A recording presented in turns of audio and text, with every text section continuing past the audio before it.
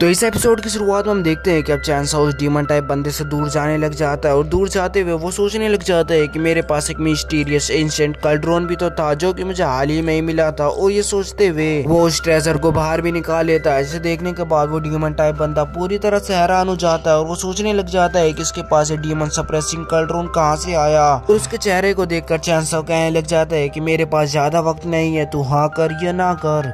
और अब उस डीमन सप्रेसिंग कल्ड्रोन को देखता हुआ वो सोचने लग जाता है कि आज ना आज तो मैं मारा ही जाऊंगा, लेकिन मेरे पास दूसरा भी मौका है। इसके साथ मिलकर मैं इसके डीमन सप्रेसिंग कल्ड्रोन की मदद से बहुत ही जल्दी वापस से रिकवर हो जाऊंगा और 20 साल बाद तो मैं अपनी पीक लेवल पर पहुंच ही जाऊंगा। उसके बाद मैं इसको दिखा दूंगा कि यहाँ पर कौन ज्यादा ताकतवर था।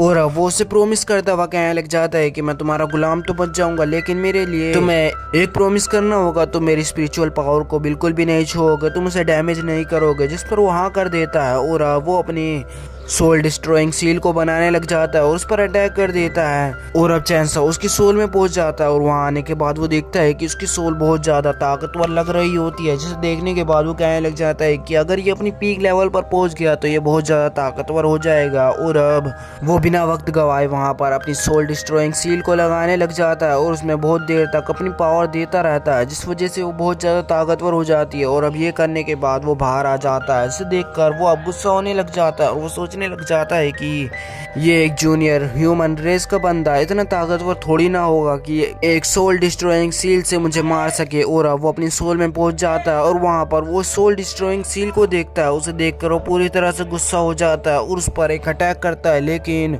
वो सोल डिस्ट्रॉइंग सील अपनी एनर्जी से उसे पीछे कर देती है। इसे देखने के बाद वो समझ जाता है कि वो अभी इस लेवल पर उसका कुछ भी नहीं कर सकता है, उससे पहले अपनी पीक लेवल पर पहुंचना ही होगा। और अब वो उसके सामने घुटनों पर आ जाता है और वो कहने लग जाता है कि मास्टर चैनसो और तुम्हारा क्या हुक्म होगा। और अब वो एम्परर कैट उसके पास आता है और वो कहने लग जाता है कि अब तुम ये बताओगे कि सप्रेसिंग बाउंड्री पल तुम्हारे पास है ना, तो मुझे वो वापस से दे दो। जिसको देखकर वो मना करते हुए कहने लग जाता है कि वो मेरे पास नहीं है। और अब ये देखकर वो गुस्सा होते हुए कहने लग जाता है कि ये तुम्हारे पास क्यों नहीं होगी, तुम ही उसके अंदर पहले घुसे थे और वो सबसे पहले तुम्हें ही मिलनी चाहिए थी। जिसके बाद वो कहने लग जाता है कि मैं उसके अंदर पहले तो घुसा था, लेकिन मैंने देखा था कि वहाँ पर कुछ भी नहीं है और मैंने वहाँ पर किसी और बंदे की एनर्जी ट्रेस करने की भी कोशिश की थी, लेकिन वहां पर मुझे ऐसा कुछ भी नहीं दिखा था। मुझे लगता है कि ये कम से कम 18 साल पुरानी बात तो होगी।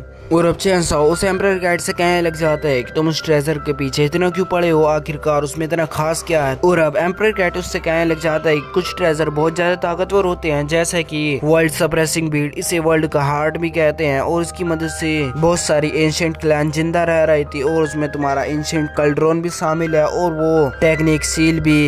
एम्परर कैट की बातें सुनने के बाद चैनसो सोचने लग जाता है कि अगर इस कल्ड्रोन में इतनी खास बात है तो मुझे इसे चेक करना चाहिए। और वो उसे चेक करता है तो उसे पता चलता है कि उसके अंदर एक बहुत ज्यादा ताकतवर फॉर्मेशन होती है।